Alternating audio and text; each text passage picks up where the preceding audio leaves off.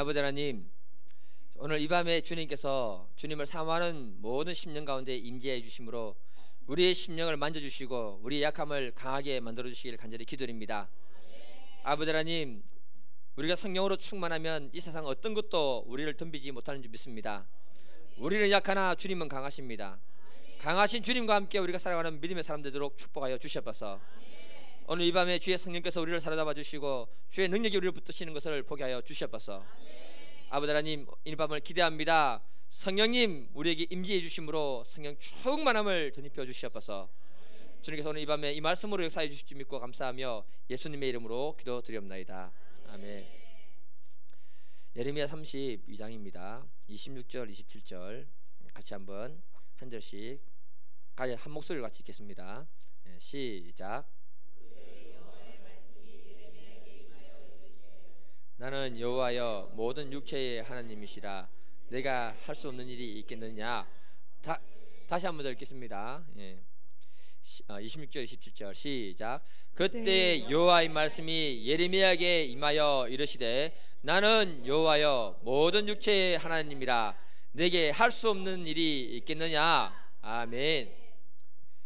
성경 수양의 준비를 이제 해나가면서 시리즈로 이렇게 해서 거기 어디냐 6월 초에 이렇게까지 맞춰놨어요. 그래가지고 그래서 하나님이 우리 안에 영적 전쟁이 무엇인지도 알게 하시고 또 성령 충만을 통해 가지고 영적 전쟁에서 승리하는 그런 분들이 다 되기를 저는 축복해 드립니다. 오늘 같이 우리 제목 같이 한번 읽어볼게요. 제목 같이 읽겠습니다. 시작. 오늘 제목이 좀 아리하게 좀 이렇게 이상하게 잡아놨습니다. 꼭 뭐냐면 철학자처럼 만들어놨는데요. 제가 찬양 가사 중에 좋아하는 찬양 중 하나가 뭐냐면은 약한 나로 강하게, 가난한 날 부하게, 눈먼 날 볼 수 있게 주 내게 행하셨네. 이 찬양을 참 잘하는 사람은 항상 부러워요. 이 자신감인데 자신감이 없어서 제가 못하는데, 이 가사에 공감이 되는 게 뭐냐 하면은 사람은 강한 것처럼 보이지만 굉장히 약한 존재가 사람이라는 것입니다. 이 사실을 우리가 제대로 발견만 해도 우리는 신앙생활을 잘할 수가 있는 겁니다. 신앙생활은요 강한 사람이 하는 게 아닙니다, 여러분. 약한 자들이 하나님을 의지해서 하는 것이 바로 뭐냐면은 신앙생활이에요. 그래서 약한 자 자신의 모습을 발견하지 못하면은 하나님을 찾을 이유가 없는 것입니다. 내가 약하고 부족하고 보잘것없는 존재라는 것을 인식을 했다면 그 사람은 축복을 받은 사람이에요. 신앙생활은 여기서부터 출발하는 것입니다. 우리가 금요일 나와서 기도한다는 것이 무엇을 의미합니까, 여러분? 하나님, 나는 약합니다. 하나님, 나는 무능합니다. 나는 당신의 도움이 없이는 살 수 없습니다. 이 신앙 고백이 바로 우리 기도인 것입니다. 강한 사람은요 기도할 이유가 없습니다, 여러분. 강한 사람은 하나님을 의지할 이유가 없는 것입니다. 그러나 이 자리에 와서 우리가 기도한다는 것은 뭐냐? 우리가 기도할 만큼 연약한 사람이기 때문에 하나님 앞에 기도하는 것입니다. 이때 하나님은요 연약한 자의 하나님이 되어주시고요, 우리를 붙들어 주시고 우리에게 생사복의 주권자인 하나님이 누구인지를 가르쳐 주시는 겁니다. 오늘 이 밤에 우리 기도할 때 하나님이 우리의 삶의 모든 문제를 해결하시고 우리에게 전능한 하나님 되어주실 줄 저는 확신합니다. 하나님은 사람이 어떤 존재라고 합니까? 27절 우리 한번 읽어보겠습니다. 27절 시작. 나는 여호와여 모든 육체의 하나님이라. 내게 할 수 없는 일이 있겠느냐. 아멘. 하나님은 여호와라고 말씀했습니다. 여호와란 말은 스스로 계시는 분이란 뜻입니다. 그러면서 뭐라고 하시는가 하면은 모든 육체의 하나님이 되신다 이렇게 말했습니다. 이 말씀은요 하나님이 모든 인생을 주관하는 분이고 하나님이 인생들의 피조물의 하나님이시다 이렇게 말하는 겁니다. 이 말 속에는 뭐가 있냐면요, 인간은 연약한 존재라는 것을 갖다가 내포하고 있는 겁니다. 반면에 하나님은 생사복의 주권자로 하나님이 우리에게 인생에 관여하고 계시다고 말하고 있는 것입니다. 여기 육체라는 말이 바사라는 말인데요, 그 말이 뭐냐면은 우리의 살을 의미합니다. 이 껍질. 그러니까 우리의 이 육체는요 약합니다, 여러분. 생명이 떠나는 순간에 우리 육체는 썩기 시작하는 것입니다. 그래서 모든 육체는요 모든 육체의 하나님이란 말은 인간은 연약한데 그 연약한 사람들을 도우시는 하나님이라고 우리에게 말하고 있는 거예요. 하나님이 그 백성들에게 원하는 것이 뭐냐면 자기가 연약한 존재라는 사실을 깨닫는 걸 하나님은 원하고 계시는 겁니다. 너희들이 연약하기 때문에 다른 곳에 의지하지 말고 나에게 의지했으면 좋겠다. 생사복의 하나님은 하나님께 의지하는 것이 내가 바라는 것이다. 이렇게 말하는 겁니다. 이사야 40장 6절을 보게 되면은 말하는 자의 소리여 이르되 외치라. 대답하되 내가 무엇이라 외치리까 하니 이르시되 모든 육체는 풀이요 그의 모든 아름다움들은 들의 꽃과 같아. 하나님이 이사야 선지자에게 말했습니다. 너가 사람들 앞에 서서 좀 외쳐라. 이사야 선지자가 뭘 외칠까요? 그때 하나님 말씀하십니다. 인간들은 모든 풀과 같고 꽃과 같은 그런 연약한 존재라는 걸 좀 외쳐주라. 금방 시들어버리는 것이 인간의 이다. 외쳐주라. 사람이 아무리 강해도요 죽음 앞에 강한 사람은 없습니다. 여러분, 죽음을 이긴 존재는 예수님밖에 없습니다. 영등포에 가면 대길 교회가 있습니다. 거기에 흑원사님이 계시는 분이 있는데요, 강화문에서 약국을 한다고 합니다. 그분 친척 중에 술고래로 유명한 분이 있다고 합니다. 그런데 이분의 술고래 그 가족 중에 예수 믿는 사람이 하나도 없는데 막내 아들인가 하는 그 초등학교 3학년 되던 그 아들이 있는 거예요. 그 애가 예수를 믿었습니다. 근데 이분이 술고래인데 어느 날 갑자기 돌아가신 거예요. 그런데 이분이 죽으면서 자기를 봤는데, 이분이 다시 살아납니다. 무슨 얘기인가? 죽으면서 자기를 봤는데 자기 아들이, 초등학교 3학년 아들이 자기 아버지를 시체를 안고 그렇게 울면서 기도를 하더래요. 그 아들이 쉬지 않고 기도를 하니까 자기 영혼이 안전하는데 아들이 기도를 하지 않으니까 마귀가 와가지고 자기 영혼을 끌어당겨가는 그런 이 줄다리기를 이렇게 시작하게 된 거예요. 그 장면을 자기가 죽어서 본 겁니다. 그래서 자기가 봤으니 자기도 보면서 놀랐을 거 아닙니까, 여러분? 그 실경에 계속되고 있는 상황 속에서 하나님이 말씀을 주십니다. 뭐라고 말씀을 주시냐면은 너는 지금 너의 아들이 저렇게 울면서 기도하고 있으니 세상에 내려가서 1년만 더 살다가 와라. 남의 일이니까 아멘도 안 되죠. 그래가지고 이분이 죽었는데 이틀 만에 살아나 버린 거예요. 할렐루야. 아멘이죠. 살아났으니까. 죽은 사람이 살아나자 집안 식구가 난리가 난 겁니다, 여러분. 그리고 이 사람이 완전히 딴 사람이 됐던 거예요. 바뀌었던 거예요. 어떻게 바뀌었냐면은 그렇게 술을 좋아하는데 술 바로 끊어쁘고 살아나자마자 그 주부터 자기 아들하고 교회 성경책 끼고 옆에 가는 거예요. 같이. 전도하기 얼마나 힘듭니까, 여러분? 그런데 자기가 죽어서 보니까 젊은 날 죽었거든요. 사람 인생 별거 없어요, 여러분. 죽은 이후에 보니까 악한 마귀가 있다는 걸 눈으로 확인했고 하나님 음성을 직접 들은 거예요. 그러니 하나님을 의지하지 않겠습니까, 여러분? 그랬는데도 하나님 의지하지 않으면 참 망할 사람이죠. 그래서 이분이 죽으면서 살아나고 난 다음에 한 게 뭐냐면은 전도를 그렇게 열심히 한 거예요. 집안이 다 불교 집안이니까 가족들이 안 믿을 수가 없잖아요. 죽었다 살아났으니까 봤잖아요. 그래서 아들도 친척도 다 믿게 된 겁니다. 근데 재밌는 게 뭐냐, 하나님이 1년만 살다가 와라 했잖아요. 아버지가 살아있으니까 잊어버린 거예요. 그냥 큰 병에 걸렸다가 나은 것처럼만 생각한 거예요. 근데 어느 날 열심히 전도하고 이분이 잠을 자는데 잠을 자는 순간에 하나님 데려가신 거예요. 깜짝 놀랐습니다, 사람들이. 날짜를 따져보니까 꼭 죽은 지 1년이 딱 된 거예요. 정확하게 1년. 야, 하나님 계산 산수 정확하다. 아, 진짜. 이럴 수가 있는가? 있을 수 있죠. 사람의 인생은 유한하고 죽음 앞에 연약한 존재가 바로 사람이라는 것을 분명하게 말해주고 있는 것입니다. 반면에 하나님은 생사화복의 주권자인 하나님이라고 우리에게 선포해주고 있는 거예요. 하나님이 이 땅을 살아가는 사람들에게 왜 70년 80년 인생을 주신 줄 아십니까, 여러분? 사람은 연약한 존재라는 것을 알게 하시기 위해서 우리에게 삶을 주신 거예요. 삶을. 나이가 들면요 건강했던 육신이 무너집니다, 여러분. 그때 아는 거예요. 내가 이렇게 연약한 자구나. 저도 아파요, 어디가. 목도 아프고요. 힘들어 죽겠어요. 몇시 있을 때 이렇게 가지고. 그러니까 나이가 들면은 점점 이 땅에서의 삶의 자신감이 점점 떨어지게 되어 있습니다, 여러분.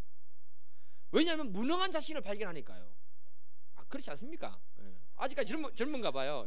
모르는 거 보니까. 그러니까 일단 살다 보면은 좋은 일을 만날 때보다 나쁜 일을 만날 때 더 많습니다. 하나님 안에서 나쁜 일 만나지 않는 게 얼마나 큰 복인 거 아십니까, 여러분? 그때 우리는 낙심하고 절망하고 두려움에 빠지는 거예요. 그러면서 내가 참 연약한 존재이구나, 그때 깨닫는 것입니다.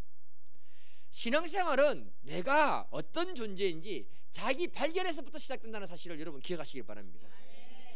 다윗은 자신의 연약한 모습을 알았기 때문에 이렇게 말합니다. 시편 7편 1절, 여호와 내 하나님이여 내가 주께 피하오니 나를 쫓아오는 모든 자에게서 나를 구원하여 주소서. 다윗은 왕이었습니다. 여러분, 얼마나 강한 왕입니까? 그런데 자기 스스로 하나님 앞에 자기를 발견했을 때 뭐냐? 자기가 연약한 것을 깨달았던 것입니다.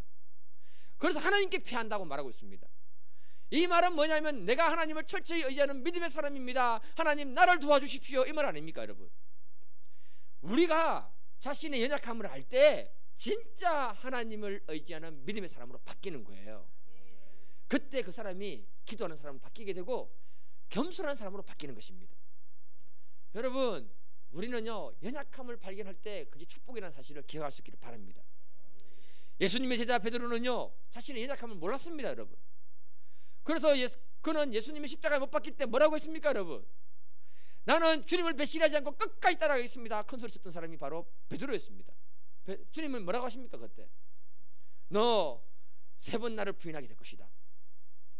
그 말씀대로 그 개심종 앞에서 주님을 3번 부인하다 못해서 저주까지 했습니다. 그때 닭이 울었어요. 닭이 울었을 때 예수님하고 자기가 눈이 딱 마주친 거예요. 얼마나 민망하겠어요. 그래서 밖에 뛰쳐나와가지고 베드로가 심히 통곡했다고 밝히고 있습니다. 베드로는 두려움의 강한 세력 앞에서 자신의 연약함을 발견했고 자기가 이렇게 쉽게 무너질 수 있는 존재라는 사실을 그때 발견한 것입니다. 그래서 베드로는 나중에 겸손하게 되고요 주님을 의지하는 사람이 되고 성령을 의지하는 사람이 되고 위대한 사도가 되었던 것입니다. 그래서 지금 이 자리에 여러 가지 사건과 사고로 연약해져 있는 분들이 계십니까? 그렇다면 지금이 바로 하나님을 의지하는 절호의 기회인 줄 믿습니다. 여러분들 중에 어떤 아픔과 고통으로 눈물을 흘리고 계시는 분들이 계십니까? 그렇다면 하나님이 지금 여러분들을 만나주시고 위로하시고 새롭게 해주실 줄 저는 믿습니다. 여러분들의 인생에 해결되지 않는 문제가 있습니까, 여러분? 그 문제는 지금 하나님 앞에 들고 와서 기도하라고 우리를 이 자리에 불러주신 줄 믿습니다. 여러분, 우리들이 하나님께 피하고 하나님을 의지하게 되면은 하나님은 우리를 구원하시고 우리 인생의 생사복의 주권자인 하나님인 것을 보여주신 줄 믿습니다. 그 하나님을 우리가 경험할 때 우리 신앙이 달라지게 될 줄 저는 확신합니다. 고린도후서 1장 30절을 보면은 내가 부득불 자랑할진대 내가 약한 것을 자랑하노라. 바울이 고린도 교인들에게 말했습니다. 내가 어쩔 수 없이 좀 자랑하고 싶은데 내가 자랑하는 것은 나의 약함밖에 없다, 이렇게 말하고 있습니다. 아니, 자신의 약함이 무가건에 자랑할 만한 것이 됩니까, 여러분? 여러분, 세상에 나가서 절대로 자신의 약점과 약함을 가지고 자랑하지 마세요. 예. 자랑하면요 세상 사람들은 우리에게 미쳤다고 말합니다. 그리고 우리를 우습게 생각하면서요 조롱할 겁니다.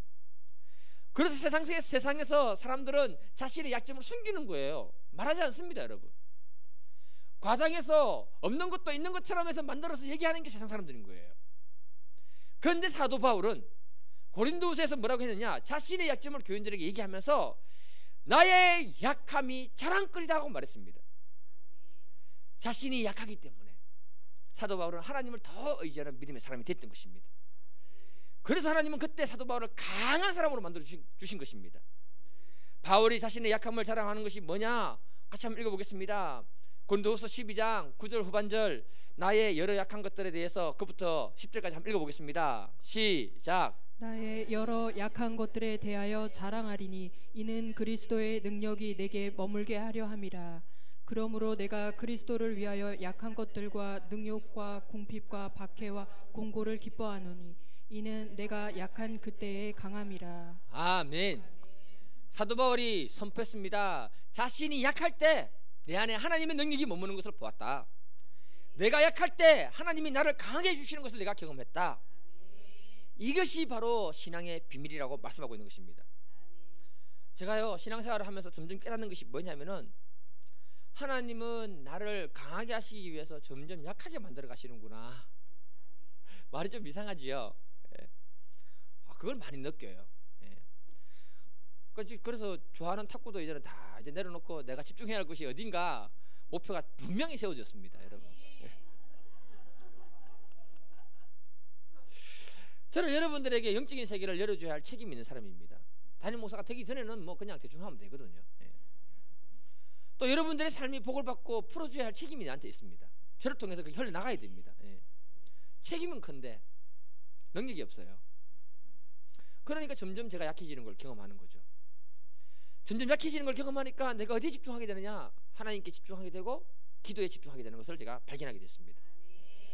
뭔가 나에게서 기쁜 영적인 세계가 내가 열려지면 그걸 여러분들에게 제가 전달하는 사람으로 통로로 쓰임받게 되거든요. 그래서 기도하고 새로운 세계를 돌파해 나가려고 지금 제가 몸부림치고 있습니다. 하나님은 반드시 그것을 축복하사 우리 교회의 성령의 역사가 풍성한 교회로 만들어주시고 여러분들의 삶이 반드시 하나님 안에서 복을 받고 은혜를 누리게 되는 것을 제가 보게 될 줄 믿습니다. 기독교 역사를 보게 되면 하나님이 어떤 사람들을 사용했는가 하면 전부 연약한 자를 통해서 하나님이 놀라운 믿음의 역사를 다 이루었습니다. 마틴 루터는요, 종교개혁을 위해서 95개 조항을 갖다가 성당에 문 앞에 붙여놓고는 죽음의 위험에 시달리면서 도망다녔습니다. 그때 그가 숨어서 했던 것이 뭐냐 하면은 최초로 독일어로 성경을 번역해냅니다. 그게요, 종교개혁을 갖다가 불씨를 더 앞당기게 됩니다. 그리고 영어 성경도 번역하게 됩니다. 자신의 목숨이 위협이 있을 때, 숨어서 가장 연약했을 때 집중해서 하나님을 바라보고 기록했던 것이 바로 뭐냐면 성경이라고 말하고 있는 것입니다. 칼빈은요, 기독교 확률을 갖다가 만들었습니다. 기독교 교리의 가장 심오한 내용을 칼빈이 26살에 이렇게 만들어낸 거예요. 20대에. 그런데 이 칼빈을 가리켜서 뭐라고 하느냐? 움직이는 병원이라고 했습니다. 얼마나 약한 사람인가를 잘 알 수 있다는 말입니다. 그런 약한 자를 통해서 하나님이 기독교의 간 깊은 심오한 것을 20대에 그걸 갖다 기록해냈다고 합니다. 베토벤은요, 기가 먹고요, 기머리가 됐을 때 가장 훌륭한 작품을 만들어냈습니다. 미국의 루즈벨트 대통령은 소아마비였는데 국민들의 추앙을 받아서 미국에서 4번이나 대통령을 했습니다. 여러분, 미국 역사에서 가장 오랫동안 대통령을 했던 사람이 바로 소아마비 루즈벨트 대통령인 것입니다. 이들이 이렇게 됐던 이유는 뭐냐면 자기가 가장 약할 때 강하신 하나님을 붙들고 의지했을 때 하나님이 그들을 그렇게 세워주신 줄 믿습니다. 하나님 하시는 역사는 뭐냐? 약한 자를 통해서 세상의 강한 자를 부끄럽게 하시는 것이 바로 하나님 하시는 일입니다. 그래서 지금 이 시간에 저와 여러분들이 약한 자이면은 하나님을 기대하십시오. 우리를 통해서 세상의 강한 자들을 하나님이 부끄럽게 하실 줄 저는 믿습니다. 러시아 문학가 토스토이는 말하기를 가장 약한 자는 결국 강한 자를 이긴다고 말했습니다. 왜냐하면 우리가 약하기 때문에 우리는 전능한 하나님, 강한 하나님을 의지하는 것입니다. 미국의 16대 대통령 링컨은요, 하나님을 절대적으로 의지했던 믿음의 사람입니다. 그가 핵할 때 백악관을 기도실로 바꿔버렸습니다. 그리고 흑인들을 갖다가 해방시켜 줍니다. 강할 때 그 일을 했던 것이 아니고 이 링컨이 가장 약했을 때 하나님을 의지해서 하나님이 그 일을 하게 하셨다고 이렇게 말씀하고 있는 것입니다. 그가 하는 말이 뭐냐? 인생은 위로부터 주어지는 힘에 의해서 움직이신다고 말했습니다. 우리는 약하기 때문에 위로부터 공급받는 하나님의 은혜와 힘이 있어야 할 줄 믿습니다. 그래야하면 하나님은 우리를 통해서 강한 자를 부끄럽게 할 뿐만 아니라 우리가 통해서 영광을 받게 되실 줄 저는 믿습니다. 여사람하고 인사하겠습니다. 하나님은 우리가 약할 때 강하게 도우십니다. 네. 아멘. 그래, 교회 와가지고 강한 척하면 안 됩니다. 막 다 주고 가는 척 해야 됩니다. 주여 주여 하고 이렇게. 그래야 그 사람에게 하나님 은혜가 임하는 거예요. 눈 시퍼렇게 뜨고 있으면 안 됩니다, 여러분.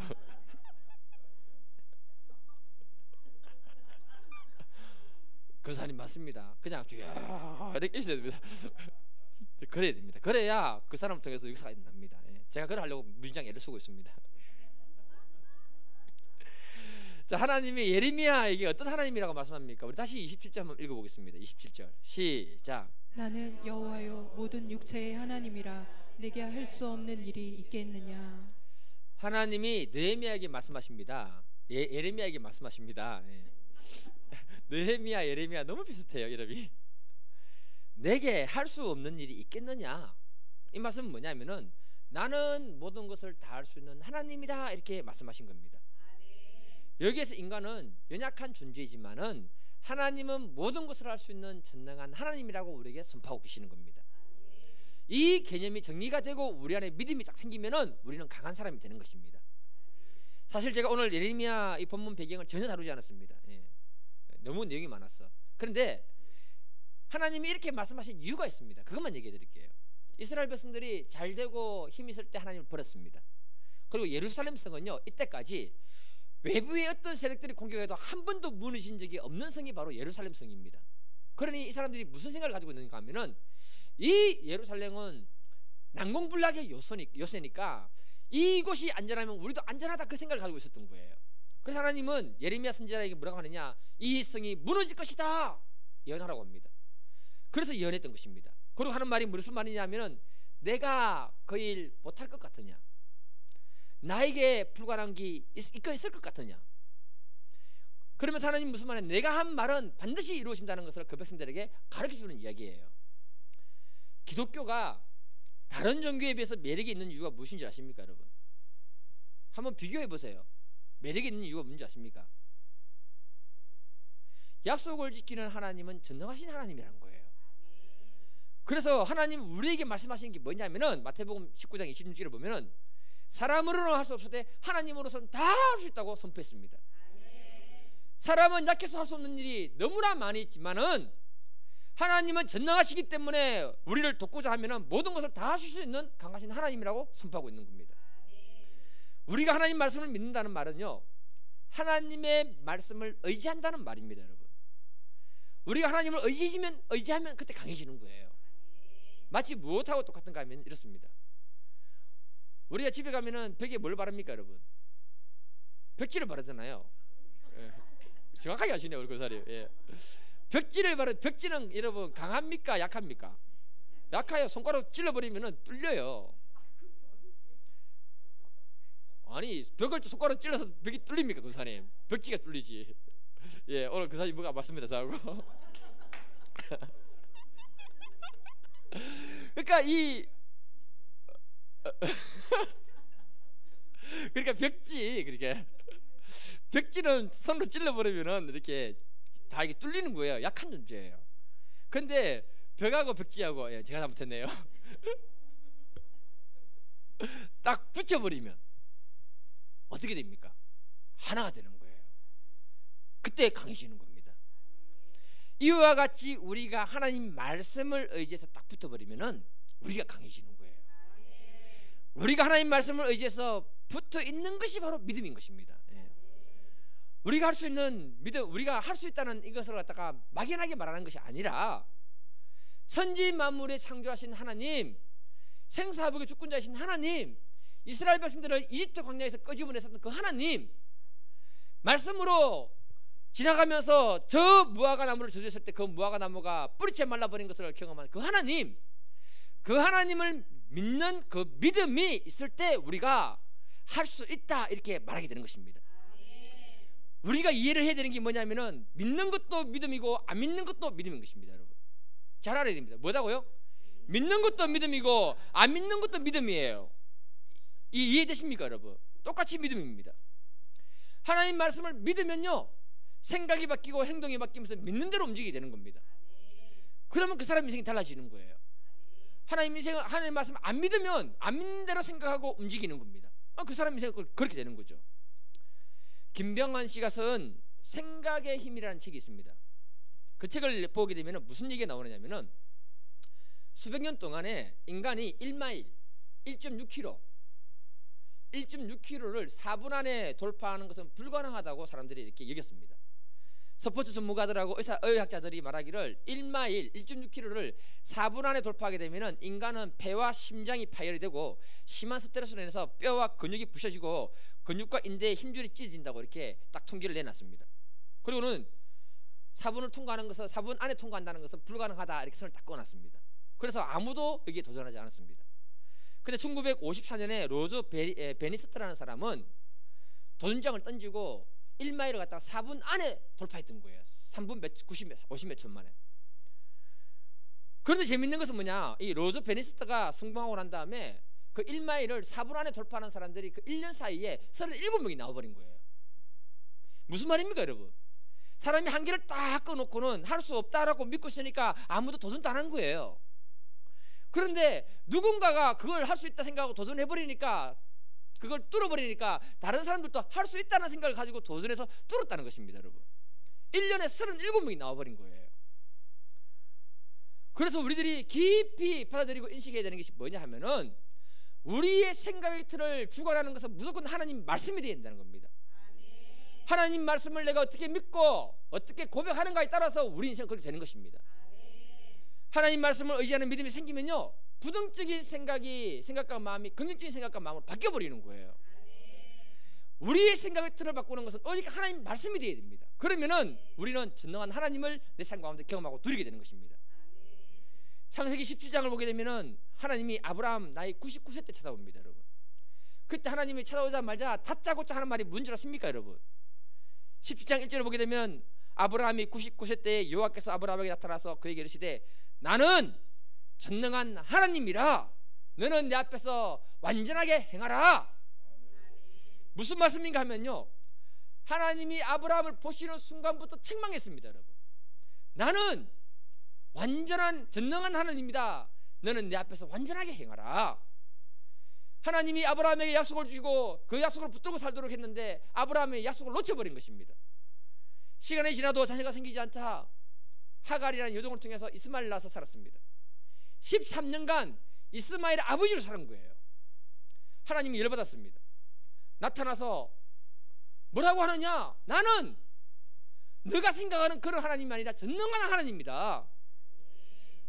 나는 모든 것을 할 수 있으니까 너는 믿음으로 살아라. 이렇게 선포했던 것입니다. 그리고 하나님 말씀하신 게 뭐냐면, 내년 이맘때에 아들을 주겠다 이렇게 약속했습니다. 그리고 1년 후에 정말로 90세 된 사라를 통해서 아들을 낳았습니다. 여기서 보세요. 여러분, 생각해 보세요. 아브라함이 하나님의 약속의 말씀을 받아들이지 않았다면 그 나이 때에 할머니 할아버지가, 좀 부끄러운 얘기지만, 부부 관계를 했을까요, 안 했을까요? 좀 어렵습니까? 예. 안 믿었으면 안 움직이는 거예요. 여러분, 믿었기 때문에 할머니 할아버지가 된 사람들인데 자녀를 낳기 위해서 움직였던 거예요. 좀 뭐 야합니까? 아브라함 100세, 사라 90세에 아이를 낳았습니다. 여러분, 예. 뭐 다 성인들끼리 뭐 그래 야하십니까? 예. 부끄러워서 성경에 뭐라 했냐면, 사라가 생리가 끊어진 지 이미 오래됐다고 선포하고 있습니다. 그런데 아기를 낳았어요. 불가능을 가능케 하시는 하나님을 그 삶 가운데 체험하도록 하나님 만들어 주신 것입니다. 네. 그래서 우리가 하나님의 약속의 말씀을 믿으면 이런 놀라운 기적이 우리 삶 가운데 일어난다는 것입니다. 신학자 이때르볼루 토저는 말하기를, 어떤 신을 섬기느냐에 따라서 그 종교의 수준이 달라진다고 했습니다. 보십시오. 여러분, 어떤 종교를 믿느냐에 따라서 우리의 신앙 수준은 달라지게 되어 있습니다. 또 그가 말하기를 뭐라 했냐면, 똑같은 기독교 안에 있으면서도 어떤 하나님을 믿느냐에 따라서 그 사람의 신앙 수준은 달라진다고 말했습니다. 이 말은 뭐냐면요, 우리가 똑같이 예수 믿고 있지만 하나님 약속의 말씀을 어떻게 받아들이고 믿고 있는가에 따라서 우리의 수준은 달라진다는 것입니다. 예. 같이 한번 읽어보겠습니다. 역대상 29장 12절 시작. 부와 귀가 주께로 말미암고 또 주는 만물의 주제가 되사 손에 권세와 능력이 있사오니 모든 사람을 크게 하심과 강하게 하심이 주의 손에 있나이다. 아멘.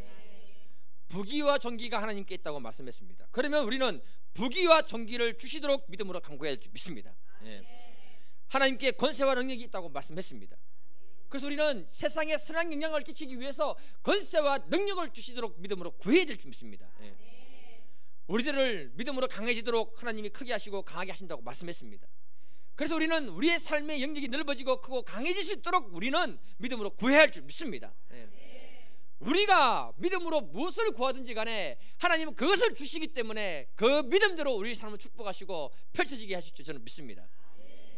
결국은 우리의 믿음이 점점 가면 갈수록 우리 인생의 차이를 갖다가 나타나게 되는 줄 믿습니다.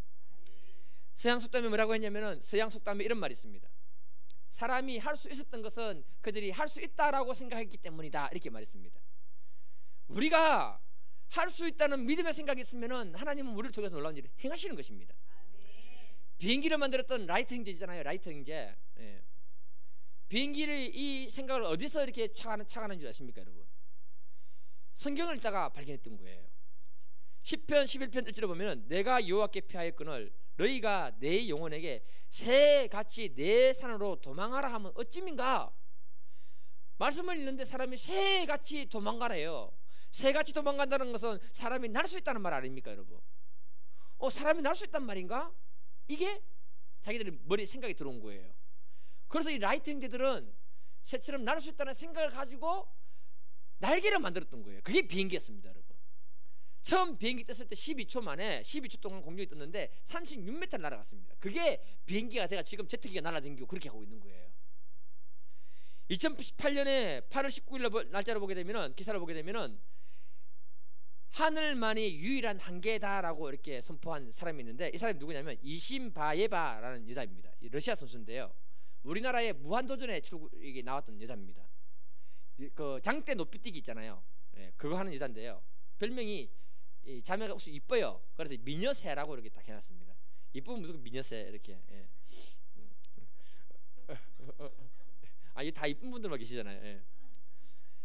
근데 이 사람이 신앙을 가진지는 안 가진지 모르겠지만 뭘 했냐면은 하늘만이 자신의 한계다라는 그렇게 말을 하면서 이 여자가 자기 신기록을 깨기 위해서 몸부림을 쳤는데, 지금까지 장대 높이 신기록이 뭐냐면 5.04m가 최고 신기록입니다. 이게 오랫동안 안 깨졌어요. 근데 2008년 베이징 올림픽에서 5.05로 해가지고 0.01로 해가지고 이 사람이 더해서 신기록을 깬 것입니다. 이게 뭐 별로 놀라운 일은 아니겠지만 그 사람한테 엄청난 놀라운 일입니다. 그러면서 이 사람이 그 신기록을 깨고 싶었던 마음이 얼마나 열정이 가득했냐면은 자기 자동차 번호판을 갖다가 5m를 넘어간다고 해서 500 이렇게 5점 얼마만이니까 500 이렇게 붙여가지고 다닐 만큼 그 집념과 열정과 목표가 분명했다고 말하고 있습니다. 무슨 말인가 하면요, 부모들도 여러분 자녀들이 정말 귀중한 생각을 딱 가지면 그 생각을 갖다가 존중합니까? 존중하지 않습니까? 존중하잖아요. 그러면 우리가 하나님 말씀을, 약속의 말씀을 내 마음 가운데 딱 믿음으로 받아들일 때 가장 기뻐하는 존재가 누구겠습니까? 하나님이십니다. 그래서 우리가 알아야 되는 게 뭐냐면은 하나님의 약속의 말씀을 내 심령 가운데 믿음으로 딱 받아들이고 의지해서 붙들면은 그것을 이루어주고 싶어하는 분이 누구냐면 바로 하나님이란 것입니다. 우리 마음에 의심과 갈등이 얼마나 많이 들어오는지 몰라요. 그것으로부터 물리치기만 하면 하나님이 그 말씀대로 우리를 이루시는 것입니다. 하나님은 우리가 연약한 우리의 모습을 알고 하나님을 의지하는 믿음의 사람들 찾고 계십니다. 우리가 기도하는 것은 다른 것이 아닙니다, 여러분. 하나님, 나는 무능합니다. 나는 약합니다. 하나님, 나를 도와주세요. 나는 당신을 의지합니다. 이 기도를 할 때 하나님이 우리 인생의 모든 것에 능력으로 사시는 줄 믿습니다. 오늘 이 밤에 우리 같이 찬양하고 기도할 때 성령 하나님, 내 심령을 사로잡아 주시고 내 영혼을 사로잡아 주셔서 오늘 말씀이 내 심령 가운데 임하게 하시며 또 성령 하나님이 우리 심령 가운데 임하는 그런 밤 될 수 있도록 같이 기도할 수 있기를 바랍니다. 사랑의 아버지 하나님, 감사합니다. 우리는 너무너무 연약한 자들입니다, 아버지 하나님. 그러나 주님은 생사하복의 주권자시고 살아계신 하나님인 줄 믿습니다. 아버지 하나님, 이 하나님을 믿고 이 자리에 나왔습니다. 오늘 이 밤을 축복하여 주시고 이 밤에 우리의 약함을 강함으로 만들어 주시고 살아계신 주님을 만나게 하시고 성령님, 우리 심령 가운데 임재하시는 분으로 경험하게 도와 주시옵소서. 찬양 가운데 역사해 주시고 말씀 가운데 역사해 주시기를 간절히 기도드립니다.